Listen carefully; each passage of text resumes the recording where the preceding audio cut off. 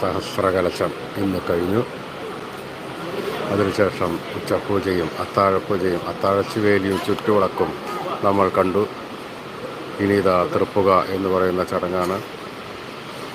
ആ തൃപ്പുകയോടൊപ്പം തന്നെ ഓലവായനയും നടക്കുന്നതാണ്.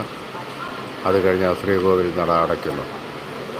ചരിത്രപ്രസിദ്ധമായ ഗുരുവായൂർ ഉത്സവം നാളെ കൊടിയേറുന്നു. കുംഭമാസത്തിൽ പൂയ നക്ഷത്രം രാത്രിയിൽ വരുന്ന സമയത്താണ് കൊടിയേറ്റം. ഉത്സവം 10 ദിവസങ്ങളിലായി കൊണ്ടാടുന്നു. ഉത്സവ ദിവസം 1-ാം ദിവസം രാവിലെ ആനയില്ലാശുവേലിയാണ് നടക്കുന്നത്.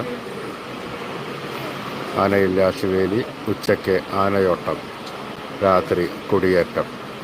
സന്ധ്യാസമയത്ത് ആചാര്യവരണം, മുളയിടൽ, കൊടിപ്പൂജ, കൊടിയേറ്റം. കൊടിയേറ്റത്തിന് ശേഷം അത്താഴപ്പൂജ, അത്താഴപ്പൂജയ്ക്ക് ശേഷം